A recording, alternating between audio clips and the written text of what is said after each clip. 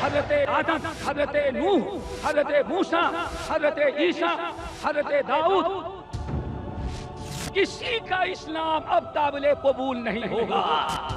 کیوں؟ ہر نبی کو جو اللہ نے اسلام دیا اس زمانے کے حساب سے دیا۔ آخری نبی کے دنیا میں آ جانے کے بعد اب اسلام وہی ہوگا اور وہی قابل قبول ہوگا جو اللہ نے اپنے آخری نبی محمد صلی اللہ علیہ وسلم کو دیا اور حکم دیا کہ آپ اس کو امت تک پہنچا دیں۔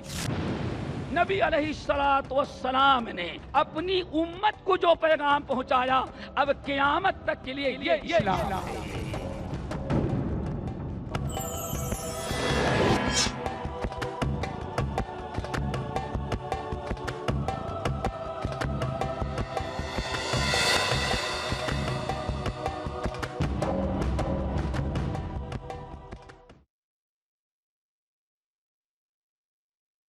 ہمارے جو مقرر ہیں وہ ہیں شیخ ظفر الحسن احمد اللہ مدنی صاحب۔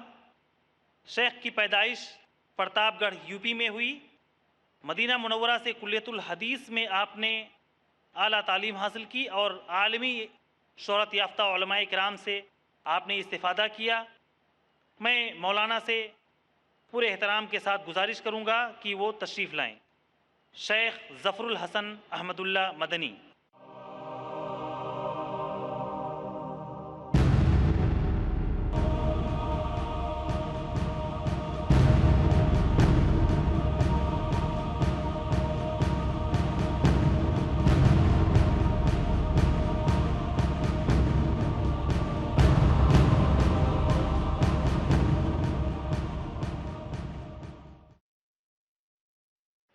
مولانا کا عنوان ہے صرف اسلام ہی راہ نجات ہے۔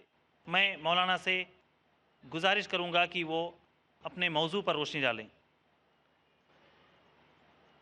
ان الحمد للہ نحمده ونستعینه ونستغفره ونعوذ باللہ من شرور انفسنا ومن سیئات اعمالنا من يهده الله فلا مضل له ومن يضلل فلا هادي له وأشهد أن لا إله إلا الله وأشهد أن محمدًا عبده ورسوله فأعوذ بالله السميع العليم من الشيطان الرجيم بسم الله الرحمن الرحيم اليوم أكملت لكم دينكم وأتممت عليكم نعمتي ورضيت لكم الإسلام دينا۔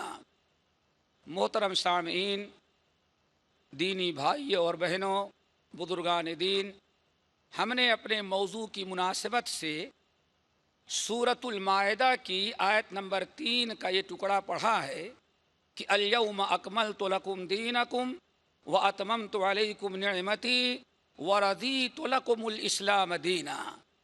ابھی آپ نے سنا کہ ہمارا موضوع اصل میں ہے اسلام ہی صرف راہ نجات ہے۔ جس شخص نے اسلام کو چھوڑ دیا وہ خسر الدنیا والآخرہ کا مصداق ہوا، اس سے آخرت میں کوئی کامیابی نہیں اور دنیا میں بھی اللہ تعالیٰ کے لعنتوں اور غضب کا مستحق ہوا کرتا ہے۔ شریعت میں اسلام کا معنی یہ ہوتا ہے کہ اللہ اور اس کے رسول صلی اللہ علیہ وسلم کے ہر حکم کے سامنے، چاہے آپ کو اچھا لگے یا آپ کو بظاہر اچھا نہ لگے، آپ کے مزاج کے موافق ہو یا آپ کے مزاج کے مخالف ہو، ہر حال میں اللہ اس کے رسول کا حکم آ گیا، گردن جھکا کر کے آپ اس کو برضا و رغبت قبول کر لیں، اس کو کہا جاتا ہے اسلام۔ چنانچہ قرآن پاک میں دیکھیے اللہ رب العالمین نے حضرت ابراہیم علیہ السلام کو جب حکم دیا کہ آپ اپنے بیٹے اسماعیل کی قربانی کریں، یہ کوئی آسان کام نہیں تھا، بہت ہی مشکل کام تھا۔ زندگی گزر گئی تھی اولاد مانگتے ہوئے، بڑھاپے میں اللہ نے ایک اولاد دیا اور اولاد جب بڑی ہوئی تو رب العالمین فرماتے ہیں فَلَمَّا بَلَغَ مَعَهُ السَّعْيَ، جب حضرت ابراہیم علیہ السلام کے ساتھ حضرت اسماعیل چلنے پھرنے لگے، ان کے کام کاج میں حصہ بٹانے لگے، تو اچانک اللہ تعالیٰ نے ابراہیم خلیل اللہ کو حکم دیا۔ کیا حکم دیا؟ کہ آپ اپنے بیٹے اسماعیل کو ذبح کر دیں۔ یہ ہے اصل میں اسلام۔ ابراہیم خلیل اللہ علیہ السلام صبح اٹھے اور اٹھتے ہی انہوں نے اپنے بیٹے اسماعیل کو بلایا اور فرمایا یا بنیا انی ارا فی المنام انی اذبحک، اے میرے پیارے بیٹے، ابن کے میں آتے ہیں بیٹے، اور اسی کو جب بنیا کہہ دیا جائے تو عربی گرامر کے اعتبار سے معنی ہوتا ہے اے ہمارے پیارے محبوب دلارے بیٹے۔ انی ارا فی المنام، میں نے خواب میں دیکھا ہے، انی اذبحک، کہ میں تجھے ذبح کر رہا ہوں۔ ذرا بتا آپ تمہاری رائے کیا ہے، تم کیا کہتے ہو؟ انی ارا فی المنام انی اذبحک فانظر ماذا تری، تمہارا کیا خیال ہے؟ اللہ نے تو ہمیں حکم دے دیا کہ میں تمہیں ذبح کروں۔ فرما بردار باپ کا، اللہ کا وفادار بیٹا، فوراً اس نے کہا یا ابت افعل ما تؤمر، والد صاحب اللہ نے جو کہا وہ آپ کر گزریے، اس میں ہماری رائے لینے کی کوئی ضرورت نہیں ہے۔ ستجدنی انشاء اللہ من الصابرین، انشاءاللہ آپ مجھے جس وقت ذبح کریں گے آپ مجھے صبر کرنے والا پائیں گے۔ باپ بیٹے کی گفتگو ہوئی، پھر اللہ تعالیٰ فرماتے ہیں فلما اسلما، یہ ہے اصل میں اسلام کا معنی۔ اللہ اس کے رسول کا حکم آ جائے، کتنا بھی مشکل کتنا بھی سخت ہو، آپ کے مزاج کے موافق ہو، آپ کے باپ دادا کے رسم و رواج کے مطابق ہو یا مخالف، ہر حال میں بات کو قبول کرنا اور اللہ تعالیٰ کی فرما برداری کر گزرنا۔ چنانچہ اللہ نے فرمایا فلما اسلما، جب باپ بیٹے دونوں اسلام لا چکے، مسلمان تو پہلے ہی تھے، فلما اسلما، جب دونوں اسلام لا چکے، کیا مطلب ہے؟ مسلمان تو پہلے ہیں، ایک نبی ہے دوسرا نبی زیادہ ہے، اسلام کا معنی یہاں ہے فلما اسلما، جب باپ بیٹے دونوں اللہ تعالیٰ کی فرما برداری کرنے کے لیے تیار ہو گئے، باپ ذبح کرنے کے لیے اور بیٹا ذبح ہونے کے لیے۔ فلما اسلما وتلہ للجبین، جب دونوں تیار ہو گئے اللہ کی فرما برداری کے لیے، اور ابراہیم خلیل اللہ علیہ السلام نے اپنے بیٹے اسماعیل کو وتلہ للجبین، چت لٹانے کے بجائے پیشانی کے بل ان کو لٹایا اور ذبح کرنا چاہا، تو اللہ رب العالمین نے پیغام بھیجا اور ابراہیم خلیل اللہ کو مخاطب کیا، اے ابراہیم قد صدقت الرؤیا، تم نے اپنے خواب کو سچ کر دکھایا، یہ تمہارا اور تمہارے بیٹے اسماعیل کا ہم امتحان لے رہے تھے کہ باپ بیٹے کہاں تک ہماری فرما برداری کر سکتے ہو، دونوں کامیاب ہو گئے۔ وَفَدَيْنَاهُ بِذِبْحٍ عَظِيمٍ، پھر ابراہیم علیہ السلام کو اللہ نے ایک ذبیحہ عطا کیا اور فرمایا بیٹے کو چھوڑ دو اور یہ جانور ذبح کرو۔ اس وقت سے جانور ذبح کرنے کی قربانی کی سنت یہ رائج ہو گئی۔ سامعین، آپ کو ہم جو بتانا چاہتے تھے وہ یہ کہ اسلام کا معنی اصل میں ہے اللہ اس کے رسول کے حکم کے سامنے اپنی گردن کو جھکا دینا، اور اگر کوئی انسان کلمہ گو ہے، کلمہ پڑھتا ہے، اپنے آپ کو مسلمان کہتا ہے، لیکن اللہ اس کے رسول کے ہر حکم کے سامنے اپنی گردن نہیں جھکاتا، تو نبی علیہ السلام کا فرمان سن لو۔ نبی علیہ السلام نے فرمایا اللہ کی قسم کھا کے کہتا ہوں لا یؤمن احدکم، تم میں سے کوئی آدمی مومن نہیں ہو سکتا، کوئی آدمی اس وقت تک مسلمان نہیں ہو سکتا حتی یکون ہواہ تبعا لما جئت بہ، یہاں تک کہ اپنی تمام خواہش اور اپنی پسند کو میرے لائی ہوئی شریعت کے مطابق نہ بنائے۔ یہ ہے سامعین اور ہمارے بزرگوں اور دوستوں اسلام کا معنی۔ تیسری چیز، اسلام سے مراد کیا ہے، یہی اصل میں سمجھنے کی ضرورت ہے۔ اسلام کا معنی تو آپ نے سمجھ لیا لغت میں اور شرعی معنی کے حساب سے، اب آئیں ذرا سمجھنے کی کوشش کریں کہ اسلام سے کیا مراد ہے۔ تو اس سلسلے میں پہلی چیز تو یہ یاد رکھیں، آدم علیہ السلام سے لے کر کے آخری نبی محمد صلی اللہ علیہ وسلم تک جتنے انبیاء آئے اور جتنے لوگ اپنے زمانے کے نبیوں پر ایمان لائے اور نبی کی تصدیق کی، وہ صرف مذہب اسلام تھا۔ اسلام کے علاوہ اور کوئی دین آسمان سے انبیاء علیہ السلام کے ذریعے قوم کو نہیں پہنچایا گیا۔ لیکن آج جس امت میں، جس زمانے میں ہم اور آپ زندگی گزار رہے ہیں، آخری نبی محمد صلی اللہ علیہ وسلم کے امتی ہیں۔ آج اسلام کا معنی کیا ہوتا ہے، اسلام سے کیا میری مراد ہے، یا شریعت میں اب اسلام کا معنی کیا ہے، وہ سمجھنے کی ضرورت ہے۔ تو بڑے اختصار کے ساتھ سمجھو، اسلام کہتے ہیں، اسلام کی تعریف کیا ہے؟ اسلام کہتے ہیں اللہ تعالیٰ نے نبی کے ذریعے جو پیغام، اس پر ذرا غور کیجئے گا تاکہ جو ہم سمجھانا چاہتے ہیں وہ بات ناظرین کے سمجھ میں آئے اور حق واضح ہو جائے۔ اسلام کہتے ہیں اللہ تعالیٰ نے اپنے نبی اور پیغمبر کے ذریعے جو احکام، جو پیغام اور جو شریعت اپنے نبی کے ذریعے امت کو پہنچایا ہے، اسی کو اسلام کہا جاتا ہے۔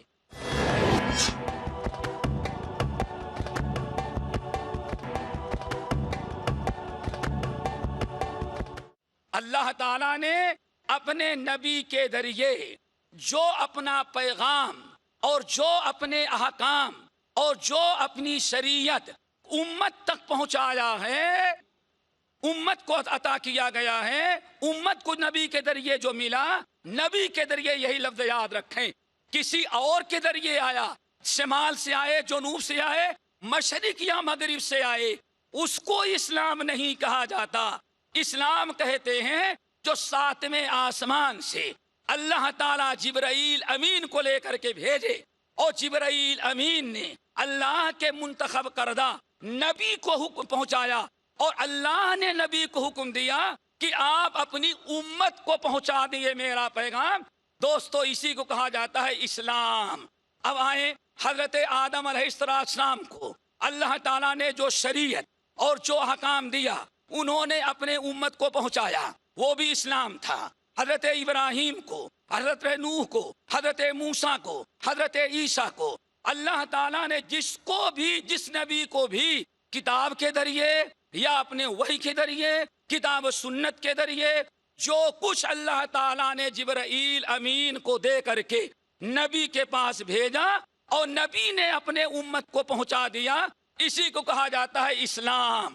اب حضرت آدم کے زمانے کا ان کا لایا ہوا اسلام تھا۔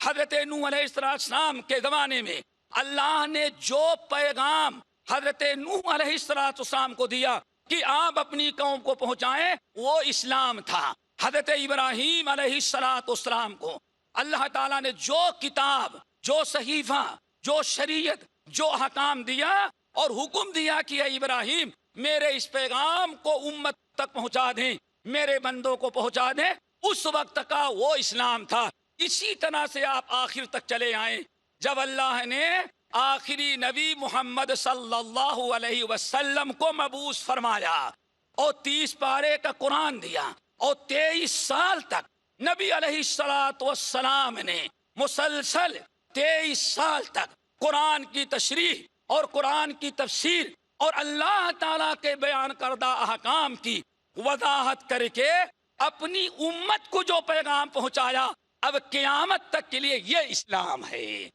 اب قیامت تک اگر کوئی اسلام چلے گا تو حضرت آدم، حضرت نوح، حضرت ہود، حضرت صالح، حضرت موسیٰ، حضرت عیسیٰ، حضرت داؤد، کسی کا اسلام اب قابل قبول نہیں ہوگا۔ کیوں؟ ہر نبی کو جو اللہ نے اسلام دیا اس زمانے کے حساب سے دیا۔ آخری نبی کے دنیا میں آ جانے کے بعد اب اسلام وہی ہوگا اور وہی قابل قبول ہوگا جو اللہ نے اپنے آخری نبی محمد صلی اللہ علیہ وسلم کو 23 سال میں اپنے نبی کو دیا اور حکم دیا کہ آپ یا ایھا الرسول بلغ ما انزل الیک من ربک، اے ہمارے نبی، آپ کے رب نے آپ کو جو کچھ دیا وہ اس کی تبلیغ کر دیں، آپ اس کو امت تک پہنچا دیں۔ یہی میرے بھائیوں اب اسلام ہے۔ سارے نبیوں کا دین اسلام تھا، لیکن ان کے زمانے تک تھا۔ آج آخری نبی کے آ جانے کے بعد اب اسلام وہی ہے جو محمد صلی اللہ علیہ وسلم لے کر کے آئے. اب اللہ کے نبی محمد صلی اللہ علیہ وسلم جو لے کر کے آئے وہی اسلام ہے، کتاب و سنت کی شکل میں، آپ کی سیرت کی شکل میں. اب قیامت تک یہ اسلام ہوگا. اور اللہ کے نبی جو لے کر کے آئے اس اسلام کو، قرآن سنت کو، اس شریعت کو اگر کوئی انسان چھوڑ کر کے کوئی اور راہ اختیار کرتا ہے تو اللہ تعالیٰ اس کے اسلام کو قبول نہیں کریں گے، اپنے آپ کو کتنا بڑا بھی مسلمان بنا لے. چنانچہ سورہ آل عمران کے اندر اللہ تعالیٰ فرماتے ہیں وَمَن يَبْتَغِ غَيْرَ الْإِسْلَامِ دِينًا فَلَن يُقْبَلَ مِنْهُ. ہم نے اپنے آخری نبی محمد صلی اللہ علیہ وسلم کو جو اسلام لے کر کے بھیجا ہے، اس اسلام کو چھوڑ کر کے جس نے اور کوئی راستہ اختیار کیا عبادت کا، اللہ کے تقرب کا، اللہ کی رضا کا، جس نے نبی کی لائی شریعت اور کتاب و سنت کو چھوڑ کر کے جو اسلام ہے، اب اگر اس کو چھوڑ کے کسی اور نے کوئی راستہ عبادت کا اختیار کیا، اللہ رب العالمین نے بڑی تاکید کے ساتھ فرمایا فَلَن يُقْبَلَ مِنْهُ، اس کا کوئی عمل قبول نہیں کیا جائے گا. وَهُوَ فِي الْآخِرَةِ مِنَ الْخَاسِرِينَ، اور آخرت میں بڑا نقصان اٹھائے گا. کتنا نقصان اٹھائے گا؟ اللہ اکبر. اگر کسی نے اگر فلاح اور کامیابی کو چاہیے تو وہی اسلام اپنائے جو اللہ نے اپنے نبی کے ذریعے پہنچایا ہے. کسی اور کے ذریعے اگر کوئی اسلام ہمیں ملتا ہے، رسم و رواج ہو، شرک و بدعات ہو، کفر و ضلالت گمراہی ہو، کتنا بھی اچھا بظاہر نظر آئے گا، میرے بھائیو وہ اسلام نہیں ہوگا اور وہ اللہ تعالیٰ کے ہاں قبول نہیں کیا جائے گا. اللہ تعالیٰ ارشاد فرماتے ہیں عاملۃ ناصبہ تصلی نارا حامیہ. قیامت کے دن کتنے لوگ ایسے ہوں گے عمل کرتے کرتے تھک چکے ہوں گے. اتنا انہوں نے عمل کیا کہ عمل کرتے کرتے تھک چکے ہیں، لیکن اس کے باوجود اللہ فرماتے ہیں تصلی نارا حامیہ، وہ جہنم کے دہتے ہوئے گڈھے کے اندر داخل کر دیا جائے گا. عمل تو کیا اور عمل اتنا کیا کہ عمل کرتے کرتے میرے بھائیوں تھک گیا تھا، لیکن اس کے باوجود قبول نہ کیا گیا اور جہنم میں گیا. اس کی وجہ کیا ہے؟ اس نے اللہ تعالیٰ تک پہنچنے کا کوئی وہ راستہ اختیار کیا جو اللہ نے اپنے نبی کے ذریعے اسلام پہنچایا تھا، اس کو چھوڑ کر کے کوئی اور راستہ اختیار کیا.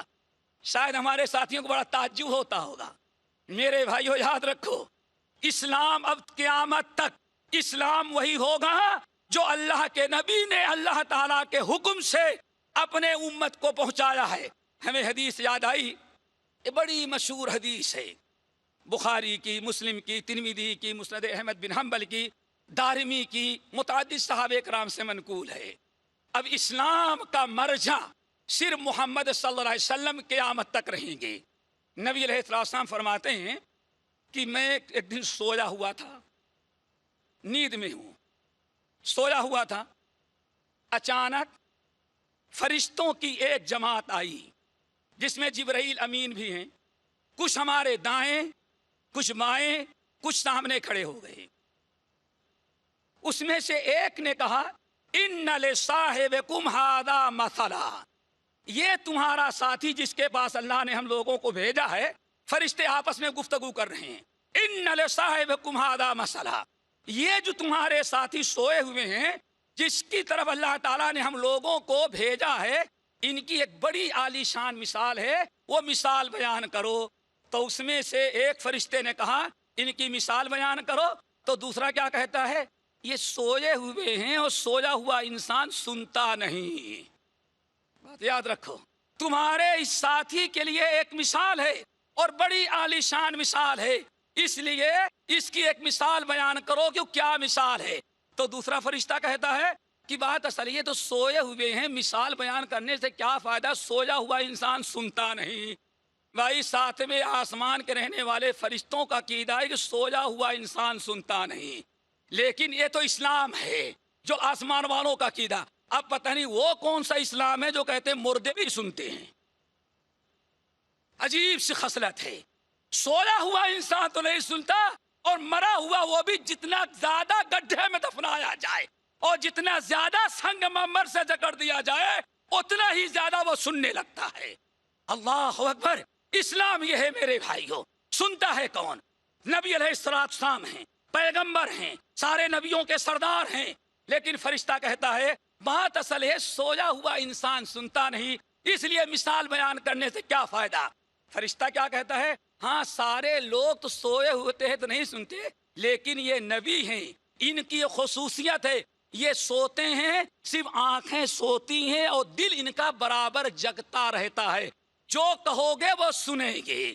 چلو بھائی، اس میں سے کہا ان کی مثال ایسی ہے، ایک بہت بڑا سردار ہے، اس نے ایک بہت عالیشان محل بنایا، اور محل بن کر کے جب تیار ہوا تو اس نے ایک شخص کو دعوت دینے کے لیے بھیجا، اور دعوت یہ ہے کہ بھائی جتنے لوگ شہر میں ہیں وہ جا کر کے اعلان کرے کہ اے لوگو، اس ملک کے سردار نے بہت بڑا محل تیار کیا ہے اور تمام لوگوں کی دعوت کی ہے۔ آپ ارشاد فرماتے ہیں کہ یہ مثال بیان کی، اور پھر اس نے کہا، یہ فرشتے نے کہا یہ مثال تو ذرا بڑی مبہم ہے، اولوہا لہو، ذرا اس کی تفسیر بیان کرو، اس کی تفسیر بیان کرو۔ تو کہا کہ پھر وہی بات کہی، یہ صاحب سوئے ہوئے ہیں، سویا ہوا انسان سنتا نہیں، تفسیر بیان کرنے سے وضاحت کرنے سے کیا فائدہ ہوگا؟ تو پہلا فرشتہ کہتا ہے بھائی تم اس کی فکر نہ کرو، یہ نبی ہیں، یہ سارے نبیوں کے سردار ہیں، یہ جب سوتے ہیں تو ان کی خصوصیت یہ ہے کہ صرف آنکھیں سوتی ہیں، دل جگتا رہتا ہے۔ اگر تمہیں مثال بیان کرو گے تو یفقہوا، تمہاری تفسیر کو یہ سمجھ جائیں گے۔ کہا کہ اب ذرا غور سے سنیں، کہا بات اصل یہ ہے وہ سردار جس نے ایک محل بنایا ہے وہ سمجھو کہ اللہ تعالیٰ ہیں، اور وہ جو محل بنایا ہے دو روایتیں ہیں، وہ محل جنت ہے، یا بعض روایتوں میں آیا وہ محل جو بہت بڑا بنایا ہے بڑی سے باؤنڈری اور احاطہ گھیر کر کے، وہ اصل میں اسلام ہے، اور اس اسلام اور اس جنت کی طرف بلانے کے لیے، دعوت دینے کے لیے جس کو اللہ تعالیٰ نے بھیجا ہے، ہذا محمد، یہ سوئے ہوئے شخص محمد صلی اللہ علیہ وسلم ہے، یہی اصل میں لوگوں کو دعوت دے رہے ہیں۔ پھر کہا کہ جس نے ان کی دعوت کو قبول کر لیا وہ جنت میں جائے گا، اللہ سے ملاقات کرے گا، اور جنت کے اندر جتنی نعمتیں ہیں ان تمام نعمتوں سے فائدہ اٹھائے گا۔ ساری چیزیں بیان کر دینے کے بعد ناظرین آپ نے سمجھ لیا کہ اسلام کی طرف اس دنیا میں آخری نبی نے آ کر کے پوری امت کو اسلام کی طرف بلایا، اور کون سا اسلام تھا؟ جو اللہ تعالیٰ نے آپ کو دیا، اور آپ کو دینے کے بعد حکم دیا کہ آپ اپنے امتیوں کو بیان کر دیں۔